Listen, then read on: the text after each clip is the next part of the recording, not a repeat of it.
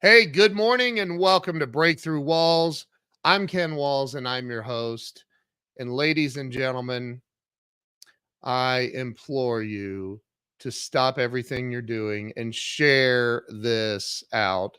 I have the one and only Mr. Jim Keys on the show this morning. And Jim is the former CEO of Blockbuster Video and 7-Eleven. And he's done so many other amazing things. You guys are going to be blown away by this man. He is incredible. So please share this out and let's get as many people on here as we possibly can. Join me here in just a second with the one and only Mr. Jim Keys.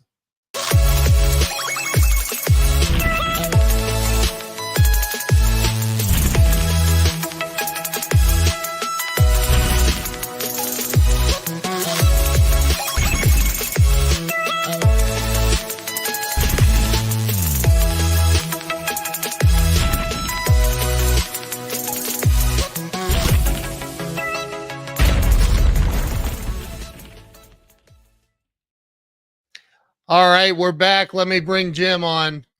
Jim, welcome to the show. Ken, it's great to be with you. Honestly, I wish I was with you right now. Holy crap. I just got to say this and then we'll get into it. Jim landed his jet today with the one and only Charlie Duke, astronaut that walked on the moon. Charlie Duke was with Jim in his jet. They landed on the runway at NASA. Yeah, with a 17-knot tailwind for the pilots out there. And it's like, they brought me in, they vectored me in. I said, could I get runway 33? No, you're on 17. And they did it on purpose because they wanted me to be able to pull up to the shuttle. They've got an old shuttle sitting there on the runway. But I've never landed with a 17-knot tailwind, although I had 15,000 feet of runway, so I think I had plenty of room. Oh my gosh! Yeah. How many feet? 15,000. 15. Oh yeah, and it's wide enough. It's 300 feet wide. I have a little husky, a bush plane. I could land it sideways on the runway. Oh my God! Today I had the jet, but still I didn't use anywhere near the whole runway, even with a tailwind. Yeah, right. So but you've done it before, right? I have. I've been fortunate enough to come in here before. It's kind of an advantage of hanging out with astronauts. I call up and they don't let normally they won't let a pilot just call up and land on the shuttle strip. But I call them up. I said, hey, I've got General Duke coming in. We're going to be landing to do the 0G flight here tomorrow. Do you mind if we get clearance for the strip? And they're like, oh, for General Duke, anything. Oh my gosh. Oh yeah. That's just wow. Yeah. Next time, can I go? Sure. Come on. I mean, do you have room on that plane? So Jim, I am honored, and you and I have kind of gotten to know each other over the last couple of months. And man, you are you're just an incredible human being. The things that you do currently and that you've done in the past are just mind-blowing. So let's get into that. Let's talk about where it all began for you. Where were you born and raised? Yeah, well, you're right, Ken. I do live a blessed life, though. I mean, today, honestly, I wake up this morning, I'm thinking, what a day. I'm going to fly into Orlando with an Apollo astronaut. I'm gonna watch today. Another friend, Cam Gaffarian, runs Intuitive Machines. That's the spacecraft that's landing on the moon this afternoon. So I will get to watch that here at NASA with Charlie Duke. We haven't landed since 1967 or 1971, I guess it was the last time we were that the U.S. has landed on the moon. I'll be with Charlie this afternoon. Then tomorrow we're going to go on the 0G craft, and he's helping me promote my book. So we're going to do a little flyby, and we're going to talk about my book being out of this world. To your question, I pinch myself.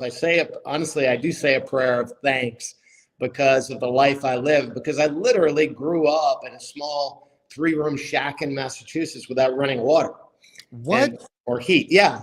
Most people don't know that. I've been telling this story now in the context of the book because literally, I grew up in circumstances where no one would have expected that I would go to school, go to college. It was so far out of my grasp financially, or just even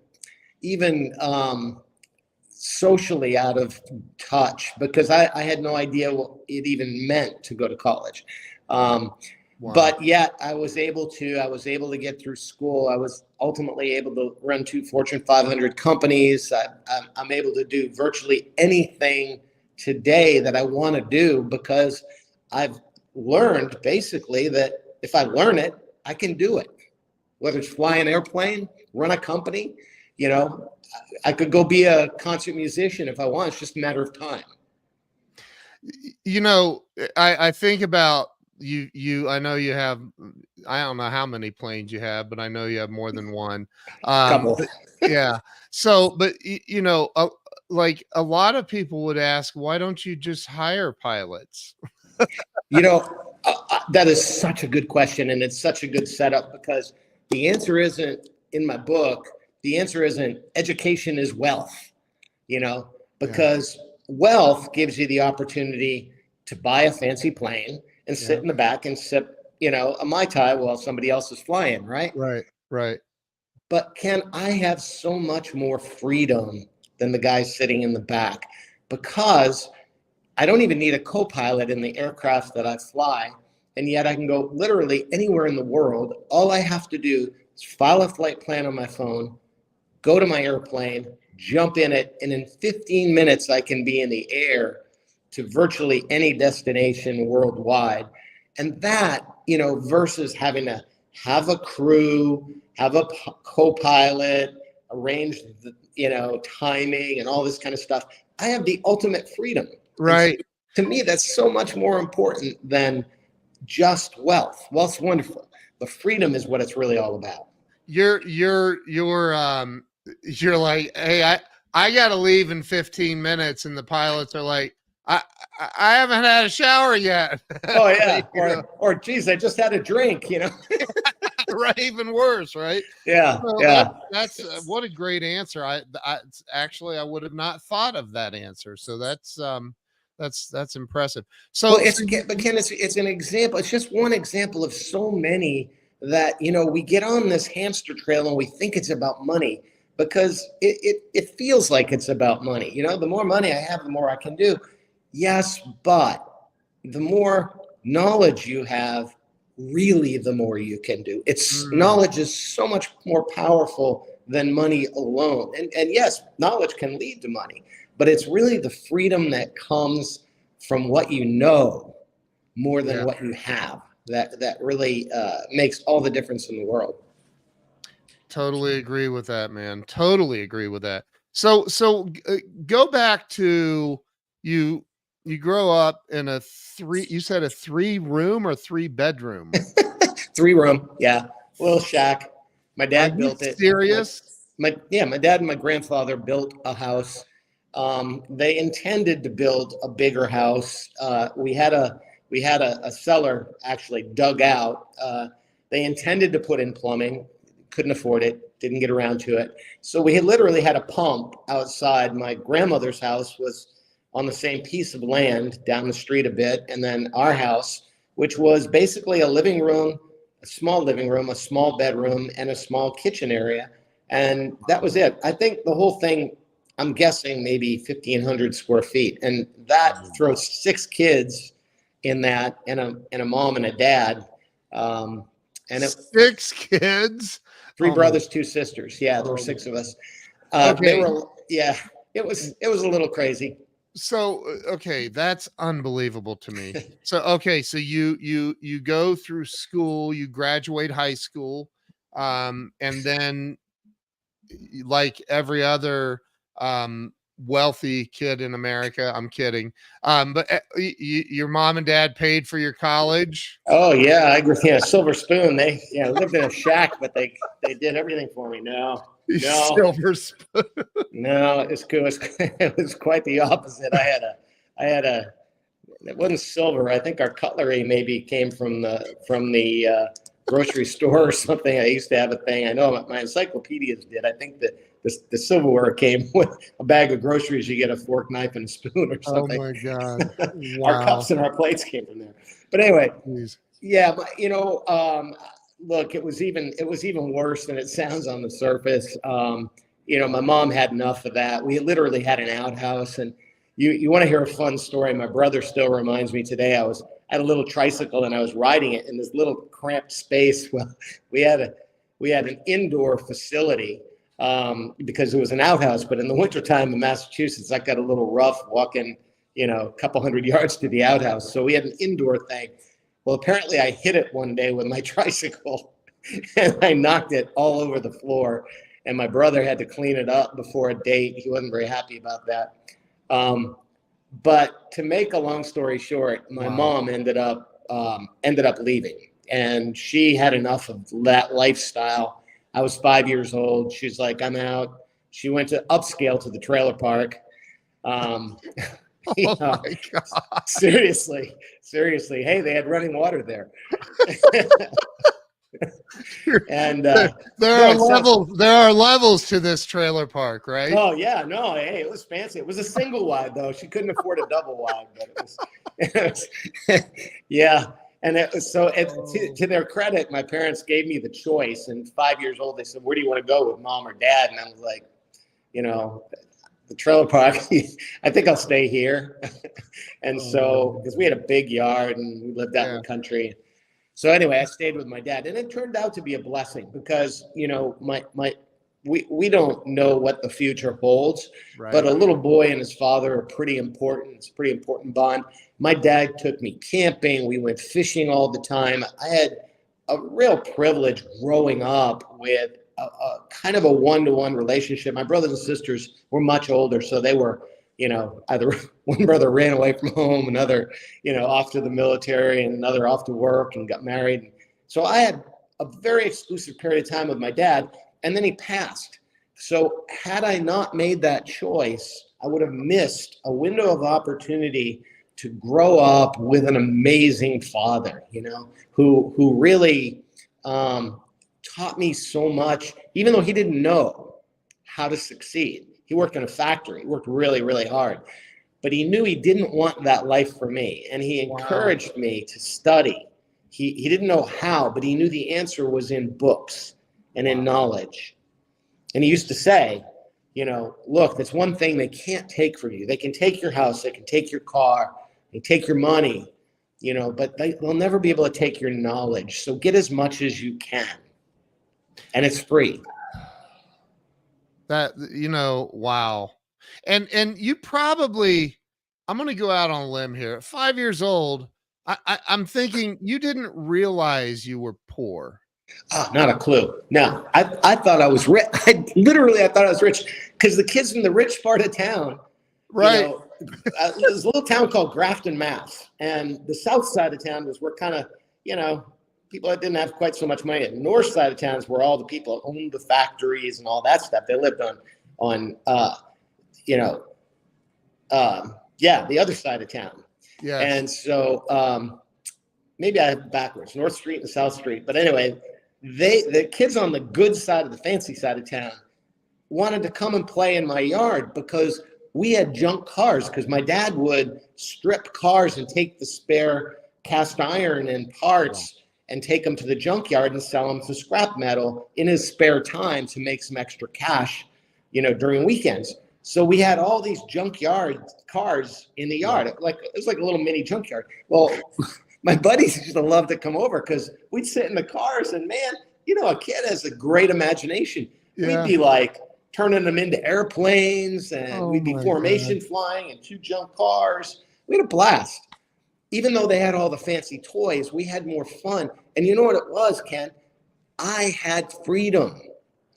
I was like unsupervised. There's nobody there to watch me. My dad was working. Yeah. I had an elderly grandmother around, down the street. That's about it. So I was very much on my own. Well, these kids were under the microscope. They couldn't do anything. They Yeah. come to my place. We were like, woohoo, you know, Right. we got to I run love and it. play and jump and do things that their parents would have had a heart attack if they ever saw us, you know, the things we did, but we survived it somehow. Wow. But it I was freedom. absolutely It love was that. freedom. Freedom. Yep. So I thought I was rich. Yeah. Wow. And they probably did too. Yeah, they probably did. You know, we didn't. Yeah, it's the beauty of children. They don't discriminate. They don't think you're Right. rich, I'm not, or Right. anything like that. And Right. we just all we had friends, and ironically, I'm still friends. That's the beauty of Facebook. I've reacquainted with some of my old friends from the time I was growing up, and it's just such a joy, you know, to see where they are now, and it's Wow. so fun. So okay, so you go to college. Where did you go to college? And how did you get there? Did you figure out how to get your own loans or scholarships, or how did that happen? I worked hard, really hard. At 16, I was able to get my first job at McDonald's, and somehow I think it was I needed the job so bad, and I knew I wanted to save money for college, so I worked my butt off. I was like the fastest guy on the grill flipping burgers, and you know, they'd ask me to clean the lot, and I'd run to do it. You know, everybody else thought I was a little weird, but I wanted to work and I needed it, and so they promoted me. They made me a shift manager. You know, bumped my salary from $1.50 to maybe $1.80 an hour. Yeah. But it Yep. was a formidable task. Then I would also drive trucks. I had a brother who was a truck driver, taught me to drive a semi. And so, you know, if I'm out there as soon as I could get, they trust me with a commercial truck. I was driving a produce truck, loading it at 4 a.m., making 2 runs a day, then come back, sleep a couple hours, and try to study, you know, to be able to go to school. So I made enough to at least pay for the first year of tuition. Now, I also saved money by going to a college that was relatively close to my home. I chose College of Holy Cross, so I could just spent my money on tuition rather than room and board, because I knew I couldn't afford that. Now, in hindsight, I was an idiot, because seriously, and this is the situation so many kids are in today. They just don't know any better. They don't have anybody to tell them, hey, by the way, the better the school, the bigger the endowment, the greater chance you're going to get a scholarship, because they need kids like you, you know? And so I am, I'm telling that now. I put that message in my book to young people, that don't be intimidated by these massive, you know, costs of college that would appear to be unreachable. Because, for example, I sit on the board at Holy Cross. The average college, not average college, many of the nicer schools have 40 to 50% what they call discount rates. In other words, they're trying, they have big endowments, and they're trying to encourage people from diverse backgrounds, from underprivileged backgrounds especially, to come in, because it's good for the student body to have a good mixture of different kinds of people. So there's more money than anyone would ever know, especially those kids that need it the most. They don't have any idea that it's there. Wow. Wow. And that's partially what your life goal is to get that message out. I know that from the conversations we've had. So Jim, you went and you were living in the 3-room shack going to college? No, Oh. I mentioned my dad. My dad had been sick, and the town nurse used to come down and take care of him, because he was pretty serious at the time. He had cancer. Cancer treatments back then were very rudimentary and rough, and so he was having a bit of a hard time. The nurse came down. Well, apparently she reported us, because the way we were living, because the conditions really weren't acceptable for her to be able to care for him. So I came home from school one day, literally, and saw a red sign on the door. I didn't know what the word condemned meant. I literally had to go look it up. Oh my And God. and then I was like, well, now what? They've just closed our house, and where are we going to go? They sent my dad to a VA hospital. I had the choice of either going to live with my mom in the trailer park or with a brother. So I went to live with a brother for a while. Wow. And yeah, God bless him. He took me in. I was able to hang with him, the truck driver, hang with him for a while, and ultimately ended up back with my mom for my high school years. And so again, it sounds like, oh, poor boy, grew up poor, blah, blah, blah. Well, I didn't know I was poor. Poor kid, lost his dad. Yeah, but I had the privilege of 6 exclusive years with him. Poor kid, I'd live with his mom. Well, but she moved out of the trailer park and things were okay during high school. And she was super helpful during high school to me. So, it's not all that bad, even though it sounds horrible. The adversity that I dealt with at a young age every one of those things ended up being an opportunity. I'm seeing an overarching message here or theme in your life, and that is it sounds like you are a master at reframing any situation and finding something to be grateful about. Well, thank you for seeing that, because I'm human. When bad things happen to me, I recoil and I think, why me? How come I have to? I'm human. We all are. Right. But I have had so many examples of times that I've said that, and I look back on it, I say, wow, what a blessing that ended up being. Yeah. It turned into an opportunity. So I often say that adversity is strength, because it made me stronger. It made me better. And usually, if I can stay the course and see it through, something good was on the other side. I just didn't know it at the time. And so keep your head up, right? I've even coined an expression I've been using a lot. I put it in the book. Change equals opportunity. It's really ironically the acronym CEO. And if I look back at my history, both 7-Eleven and Blockbuster went through a restructuring. 7-Eleven did in 1991. I thought my career was over. Great opportunity. I would not have the privilege of being CEO of 7-Eleven had the company not had a crisis and gone through a bankruptcy. It turned into a personal opportunity, and it helped the company reinvent itself in a way it probably wouldn't have done otherwise. So let's fast forward a little bit. And Josh asked where you're from. He missed that part. Massachusetts. Grafton and Millbury. Yeah. High school in Millbury, undergrad, or grammar school in Grafton, high school in Millbury. So so you got your undergrad degree. Yes. Did you go on and get any more degrees? I did. I was planning to, when you're a kid growing up like that, you have no frame of reference. I didn't know what business was. I thought, literally, it's embarrassing to admit, but my definition of business school was typing class that the girls went to. Because they called that business class, right? I was like, business? I don't know. I already know how to type. I don't need to go to business school and learn how to type. Right. I was clueless, absolutely clueless. Wow. So I wanted to be a lawyer, I thought, because, that's pretty fancy. They wear a suit to work, they do. Perry Mason was on TV. I could do that thing in front of the courtroom. And I had no idea. I had a professor, thank goodness, in my senior year, asked me what I was going to do. And I was saying, well, I got into Villanova and Boston College. I got into these law schools. I think that's what I'm going to do. And he begged me not to go to law school. He said, I've seen you in class a couple years. You're going to make a horrible lawyer.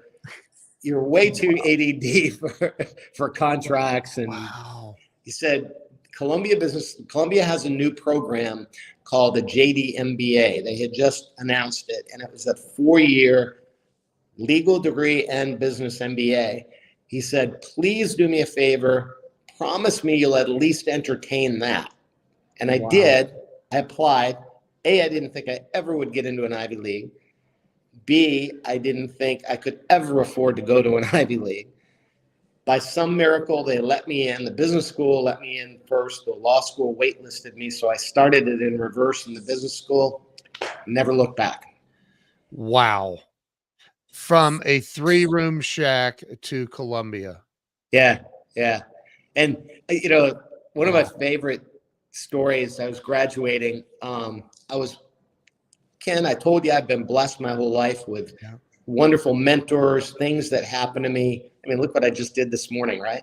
I And know. I know. I mean, who gets to do that? So Nobody. I Like, know. let's just be clear. Oh, Nobody. seriously. Like, I look at this. Maybe it's because I was born on St. Patrick's Day. Maybe that's what. maybe that's it. Wow. So one of my best friends in graduate school was a kid named Mark Weil. He and I are still close. Love the guy. His dad and mom took care of me, took me under their wing. Well, you may have heard the name Sandy Weil. Yep. Former chairman of Citibank, did amazing things in the financial world. Well, here I am at graduation, and Joan used to cook me chicken soup when I was sick. They took me under their wing and really mentored me, helped me learn how to dress. I had no idea what a business suit was. I literally was going to interviews with this powder blue suit things. But I look over at graduation. Here's my brother, the truck driver, who parked his big rig on 160th Street. Comes to the reception. I look up. Here's Sandy chatting with my brother. My brother's got cowboy boots on, a cowboy hat on.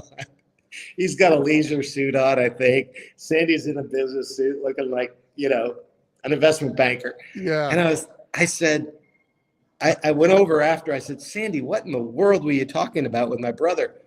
And he said, transportation industry. It was awesome. It was awesome. But Oh my God. But it's true, because Sandy came from nothing. My brother didn't know it was unusual to be talking to one of the foremost financial guys in the world, and he didn't care. He didn't care. And it was a beautiful melding of rich and poor coming together. But what was more important is they were sharing knowledge. My brother's a truck driver. Sandy wanted to know about the trucking industry. Yeah. They had a robust conversation, in an environment that was kind of mind-boggling, that you wouldn't think would be possible. That is one of the things that I love about you. You just to be clear, I mean, I'm not an idiot. You told me what kind of jet you have. I Googled it. I know the price tag on those things. They're not cheap. You've hit these super high levels of success in life in your career, and you don't look down your nose at anybody. I can't. I love that because about I you. could go back. I mean, Right. I know that I'm one bad deal away from a 3-room shack. No, I don't. It'd be hard. It'd be probably pretty hard for you to fall that far, but yeah, maybe, but it does. There's a sense. I do believe it's an advantage. Again, if you think about adversity, poverty, all of these things, if you can find your way to the other side, to me, it's almost a badge of honor. It's like, yeah, I was there, and it's fine. I survived that, and by the way, I know those people. They're my people. Yeah. And my brothers and sisters are very, lead very simple lives. And there's a really interesting thing. I look at my brothers and sisters and I say, gee, I wish they had more, but here's what they are. They're happy. They are very happy people. What they don't have that I do have is freedom.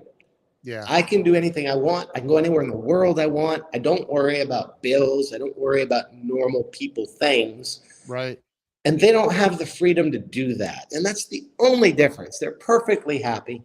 They don't have money. I can't jump in their own jet, but they are quite happy in their life that they have. I just wish they had more freedom, which comes from knowledge and education. They didn't have the privilege of going to college and then to graduate school and doing the things I did.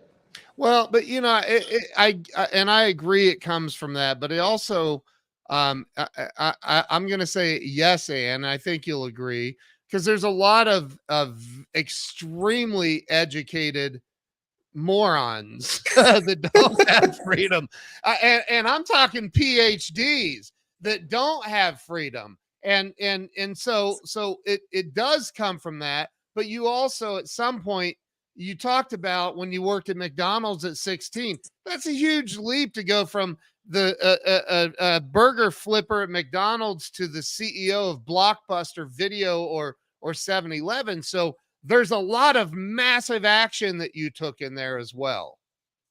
A lot of action, a lot of hard work. Yeah, Yes. it's true. It's true. Yeah. But, and like anything else, a little bit of luck here and there, right timing. Yeah. My 7-Eleven timing was fabulous. We ended up out of bankruptcy with a terrific run, 10 years of improved same-store sales and a 10x increase in our shareholder value in the last 5 years while I was CEO. Wow. Blockbuster, my timing could have been better. I took it over in 2007, just as the financial markets were about to collapse.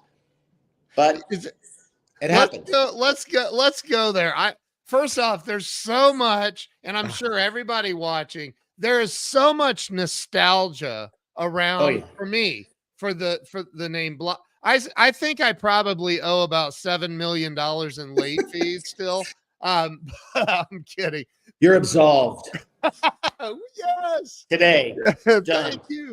But I'll never forget, like every Friday night going and walking the aisles at Blockbuster and buying the popcorn and the can and renting a movie. I mean, that was a thing, and people don't do that anymore. And so talk about when you made that leap and how did it happen? Did you go in for an app? How does that happen where you take over Blockbuster Video as the freaking CEO? That's unbelievable. I had, as I mentioned, I had a pretty good run. It was 21 years at 7-Eleven. That's a long time. Jeez. And a very good run when we. Oh, it was 7-Eleven first. Oh yeah, 7-Eleven first. Okay, yeah. Okay, I got that backwards. My bad. Yeah. Okay.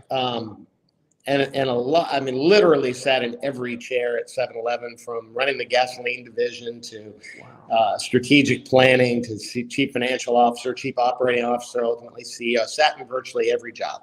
Wow. Yeah, fabulous experience. But I recognize the power of data and technology to help transform businesses. I was blessed with timing. When I first took my first job was just as PCs were coming out. I'm sitting there doing analysis with a PC when other people would take weeks with a spreadsheet. Yep. I looked like a genius. I wasn't. I was just using new technology and using data, which was not available to everybody back at the time. So my timing was perfect. I was able to bring data to the equation at 7-Eleven. We were able to use that data to help improve the company's performance. I recognized the power of data, the power of technology. After we sold 7-Eleven, I stepped back. I was still pretty young. I said, where else could I deploy this knowledge that I've got? I've got this wealth of knowledge about technology and how to use it to transform a business. And I looked at Radio Shack. I looked at Blockbuster as two potential opportunities. And the vision originally, and this sounds totally crazy, but Apple had just come up with a brand new kind of retail with a Genius Bar. Yep. And they were integrating hardware and software. Yep. I looked at Radio Shack. I said they sell more cell phones than anybody else in the world, which they did at the time. Blockbuster, they've got content. What if every one of those cell phones could be sold with free movies inside? And we could then stream directly, upload to your TV. Now, I knew that would take a few years, but to bring those two companies together and to put a person in each store that was like a little mini Genius Bar that could help you integrate your BlackBerry with your HP computer, with your Sony TV. Yep. But that's all Apple was doing. They were simplifying. They were making it convenient to access your favorite media with hardware and software coming together and somebody to help you do it. So that was the original vision. So I was out selling both a Blockbuster deck and a Radio Shack deck in my briefcase, talking to different investors about would you support a buyout? Because I knew this should have been done as a private company. In a public company, turnarounds like that, I lived it at 7-Eleven, very difficult. I thought, partner with private equity, take one of these private, turn it around, improve the cash flow, acquire the other or something like that so you can bring this hardware and software alternatives together and then sell convenient access to media entertainment. It's not that big a leap from what I was doing at 7-Eleven. Right. It's about convenience. Yep. So that was the original plan. Now, I was in one of those investor meetings and a guy says, you got to tell this to Carl Icahn. He's that big investor in Blockbuster. He picks up the phone. 20 minutes later, I'm in Carl's office. Carl says, who the hell are you? Oh my God. Oh, yeah. I've heard he's a bit rough around the edges. Oh, I love him. He is larger than life, Wow. big character, but he knows his stuff. Now, Yeah. very different style from mine. Yeah. I don't like, I like to do things a little more delicately. He likes to just take it right to him, you know? Right. But yeah, so he talked me into my big mistake. He talked me into joining the company. I tried to convince him we should take it private. He said, no, public, private. I'm the financial guy. You're the operating guy. Trust me. Let's just go. We went forward. We were doing great. We doubled EBITDA. We tripled net income the first 12 months. We bought a streaming video company. We had a huge advantage relative to Netflix because we had something called Total Access, where we had stores, we had DVDs by mail, we had streaming, we had kiosks, we had everything. But then Lehman Brothers collapsed in September of 2008. Yep. We had $1 billion of debt. Had I refinanced it in 2007, as I wanted to do, we never would have missed a beat. Unfortunately, I didn't. A third of that debt was due in 2009. Change, right? Wow. It happens. It happens. So, everybody talks, I told you this, we've talked about this before. Every network marketing company in the world, you're sitting there listening to the guy on stage going, this is the opportunity for you. You got to get it. Don't be like Blockbuster. They did with Netflix. They could have bought him for $50 million. That's the number too. He's an idiot. He's a knucklehead. He should have bought him. Don't take advice from him. Right. So tell the story. What happened with the Netflix deal? I first of all, I wasn't there yet. Oh, that's right. That's 2007. Yeah, that's right. I do understand it did happen, but it was the year 2000. Now, Ken, that's 23 years ago. It's like saying, well, you idiot, why didn't you buy Google when it was like $20 a share? You know? So in 2000, we were still using dial-up. Yeah, with the noise. The streaming wasn't even a thing. No, they had just come up with the idea for DVDs by mail. Blockbuster looked at it and said, well, we've already got warehouses. We've already got shipping capability. We've already got the inventory. We can do that. We don't need to buy you to do DVDs by mail. Right. Now, dialing forward's easy, but even on the digital streaming side, Netflix model was old movies. That was all they would ever have the rights to, unless they started creating their own content, which is why they did ultimately. Right. Yep. Blockbuster had a relationship with the studios. When we bought MovieLink, they had 3,000 new releases digitized. So we had a far superior product opportunity in streaming via the MovieLink platform with new releases. And we had a shot at tying up exclusively all of the old long tail content. Now, I did blink on that. I took it to my board, and my board said no. I could have fought for it harder, but it was a $100 million commitment in 2007. Wow. That we didn't know, as you said, how long it would take to monetize streaming video. So to tie up $100 million a year for the uncertain cash flow stream was a bit of a stretch. So I couldn't fault my board by turning that down. When we turned it down, Reed Hastings, if he was here on the line, would say, because that was when they bought it non-exclusively, signed up non-exclusively for the digital content. Still, the old movies, we still had the new stuff. Yep. But they were able to then start streaming the older movies. So Yeah. Bottom line is, no, I wasn't the guy that turned down Netflix. By the time I got there in 2007, their market cap was $1.7 billion. Jeez. So we even though I talked to Reed about, could we do something? Could we come together? You guys do the digital, we'll do the physical, we'll come together, share a brand. Their market cap was so out of sight already by then. And we were struggling because we had $1 billion of debt. They had no debt. So it was there were just too many circumstances beyond anyone's control, really, with the collapse of the financial markets and $1 billion in debt. $1 billion in debt. Like, I can't even imagine waking up and looking at and going, wow, we're $1 billion in debt. Like, yeah. It happened to be before, as I mentioned, 7-Eleven had $4 billion at 17% interest. Oh my God. Yeah, but think about the timing. Again, timing. We're in one of those right now. Now it looks like we're coming out of it, but interest rates 6 months ago, 9 months ago were what, 3%. Yep. Some people signed up. Some people borrowed a lot of money at 3% in flexible notes. They're paying now 8, 9. Yep. Big change. They have to manage cash flow. The learnings from Blockbuster are very valuable. So I lived in my career through 3 of those big ones. Now, 87 was when 7-Eleven did an LBO, loaded up with $4 billion of debt. It was supposed to be debt at about 8%. It ended up at 16 or 17%. Jeez. Again, it happened in 2007 when the market collapsed. Lehman Brothers fell. Blockbuster's debt was about 6%.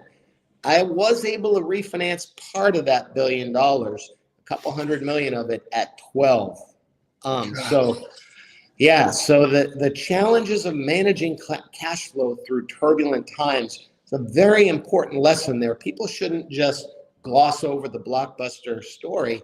They should dig in and see that during times of crisis, managing day in, day out cash flow and working that debt down is critically important.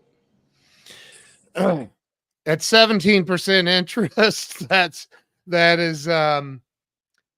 tough to do. Oh, yeah. Well, it put 7-Eleven into a restructuring in 1991. Same as what happened to Blockbuster. But you pulled it out. Pulled it out. Oh yeah. And that's amazing. And there was a time, quite frankly, I probably wouldn't have stepped foot in a 7-Eleven store.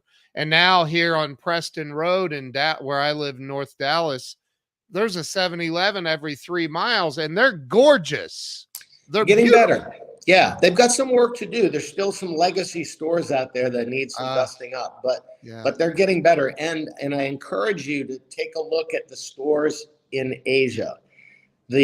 My world-class model, when I started to partner with our Japanese licensee, who ultimately bought the company, they are selling fresh sushi in 7-Eleven stores. That's restaurant quality. That's as good as any restaurant in the United States. Wow. Fresh sushi delivered 3 and 4 times a day to every store at 7-Eleven, and they're on every other block. People in Japan literally eat 3 meals a day. Young people especially, they'll eat 3 meals a day at 7-Eleven in a smaller store. It's about 1,000 square feet. It's incredible. Wow. They are world-class retailers. A buddy of mine's on here watching, Nick. He said, what's he think about Buc-ee's? What do you think about Buc-ee's? I love Buc-ee's. I love Buc-ee's. I was one of those guys. I was a doubter. I was like, there's no way in hell. They can't make that thing work. All those gas pumps, they're nuts. They're just crazy. That'll never work. The store's as big as a Walmart. They're calling it a convenience store. Or bigger. That can't work. Yeah, but you go in there and it is awesome. The bathrooms are clean. The food is fabulous. I've gotten to know one of the owners really well, and I have huge respect for him. We we have a beer every once in a while and talk about the future and what's going to happen, to the industry.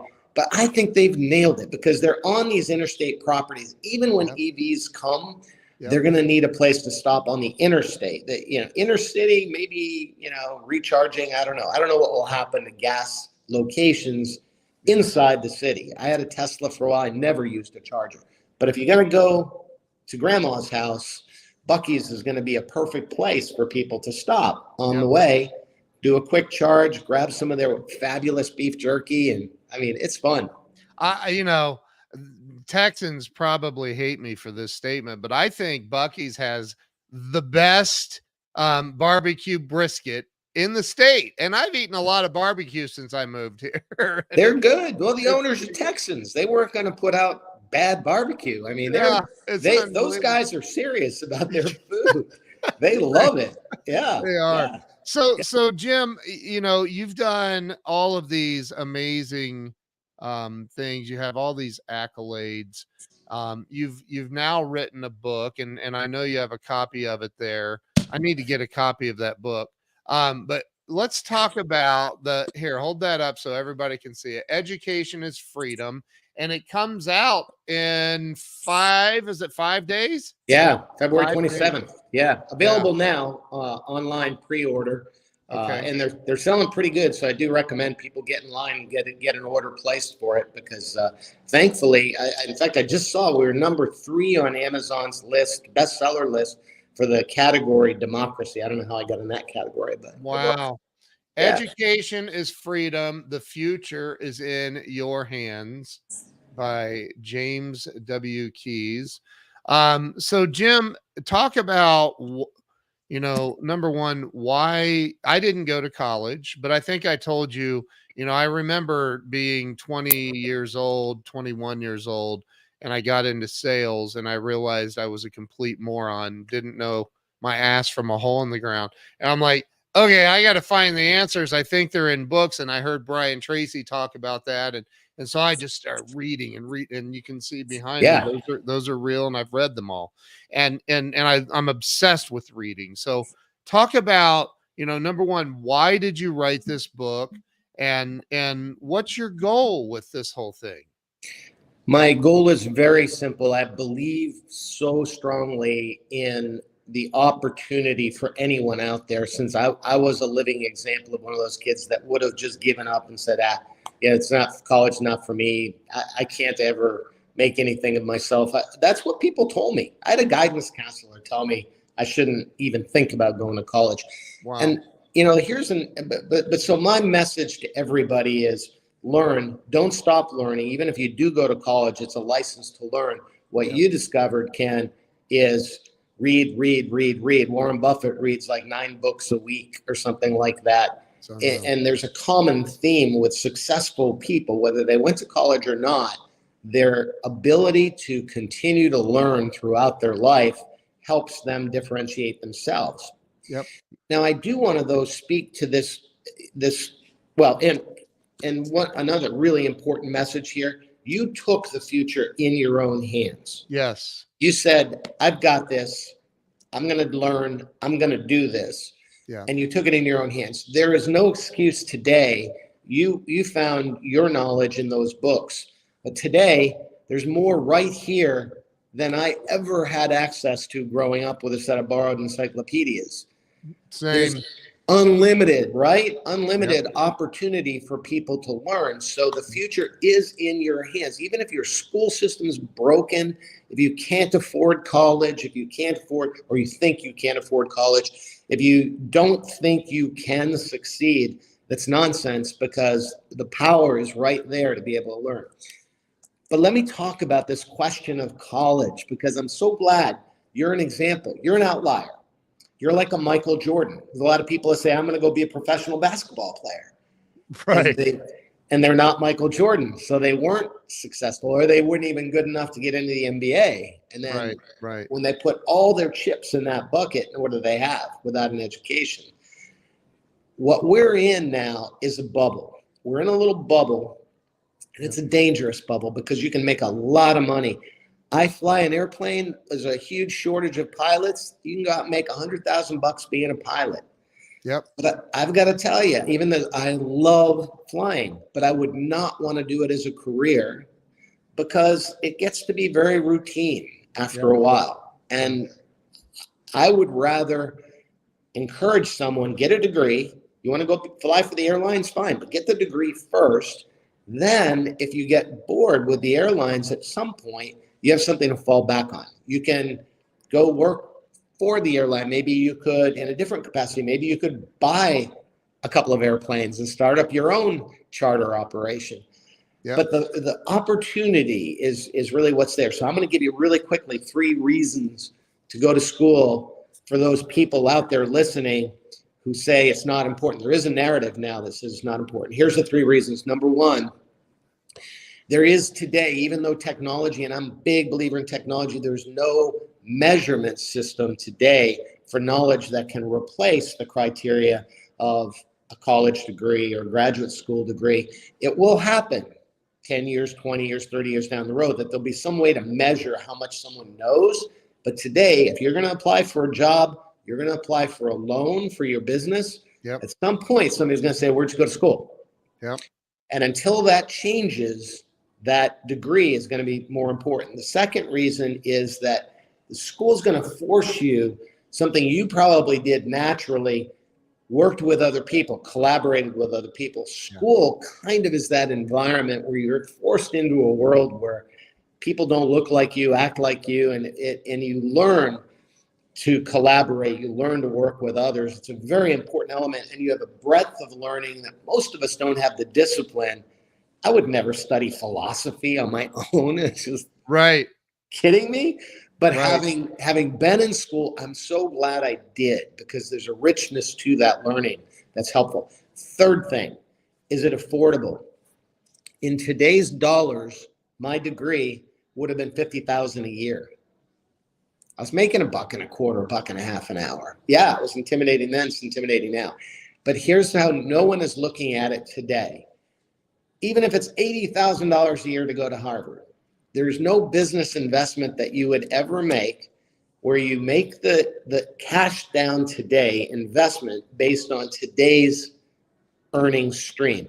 You do a net present value of future earnings stream and you discount it back to what's that worth today. Right. No one does that for their education, but you should. Your college education is just like any other investment, but here's the kicker. It pays dividends, and it pays dividends for the rest of your life. So that's my pitch. I love it. And I'm not opposed to.